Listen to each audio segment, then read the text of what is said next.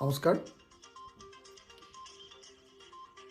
কংগ্ৰেছৰ সাংসদ ৰাহুল গান্ধীৰ লোকসভাৰ সদস্য পদ কৰ্তন কৰা হৈছিল।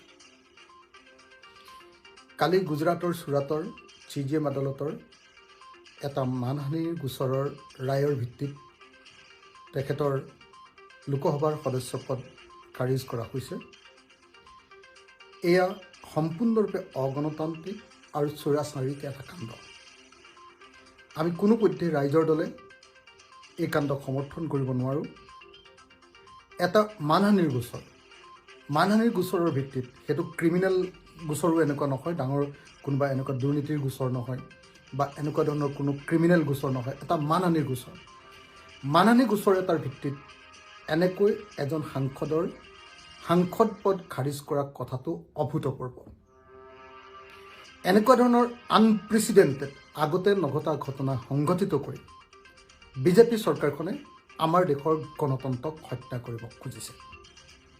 যোৱা বেছ কিছুদিন ধৰি বিজেপি চৰকাৰে যি সাম্প্ৰদায়িক ফেচিবাদী নীতি প্ৰৱৰ্তন কৰিছে, ৰাজ্যখনত সমগ্ৰ দেশখনত যি সাম্প্ৰদায়িক ফেচিবাদী নীতি প্ৰৱৰ্তন কৰিছে, সকলোৰে মুখ বন্ধ কৰাৰ কাৰণে যি ব্যৱস্থা গ্ৰহণ কৰিব খুজিছে আৰু বিশেষভাৱে সমগ্ৰ দেশৰ সম্পদ কেইজনমান পুঁজিপতি কেইজনমান কৰ্পৰেটৰ হাতত দিব খুজিছে আৰু তাৰ বিৰুদ্ধে প্ৰতিবাদ কৰিলে মানুহৰ মুখ বন্ধ কৰি দিব খোজা গৈছে।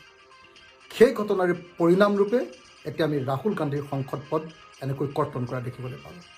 আমি এই ঘটনাক ৰাইজৰ দলে নিন্দা কৰিছোঁ আৰু পুনৰ লোকসভাত ৰাহুল গান্ধীৰ সদস্য পদ ঘূৰাই দিবৰ কাৰণে আমি দাবী উত্থাপন কৰিছোঁ। নৰেন্দ্ৰ মোদী চৰকাৰক আমি দাবী উত্থাপন কৰিছোঁ যে এনেকুৱা অগণতান্ত্ৰিক স্বৈৰতান্ত্ৰিক ফেচিবাদী কাম বন্ধ হ'ব লাগে। 1975 পৰা 77 চন পৰ্যন্ত এনেকুৱা ধৰণৰ জৰুৰীকালীন অৱস্থাত এনেকুৱা ঘটনা সংঘটিত হৈছিল। পুনৰ এতিয়া দেশত তেনেকুৱা ধৰণৰ ফেচিবাদী কাৰ্যকলাপ চলোৱা হৈছে। এই কাম বন্ধ হ'ব লাগে। মই দেশৰ সকলো বিৰোধী ৰাজনৈতিক দলক ঐক্যবদ্ধ হ'বৰ কাৰণে আহ্বান জনাইছোঁ আৰু সমগ্ৰ অসমবাসী ৰাইজ, সমগ্ৰ ভাৰতবাসী ৰাইজ, বিশেষকৈ গণতান্ত্ৰিক ৰাইজক মই এই কাণ্ডৰ বিৰুদ্ধে, বিজেপি চৰকাৰৰ এই কাণ্ডৰ বিৰুদ্ধে ঐক্যবদ্ধভাৱে প্ৰতিবাদ সাব্যস্ত কৰিবৰ কাৰণে আহ্বান জনাইছোঁ।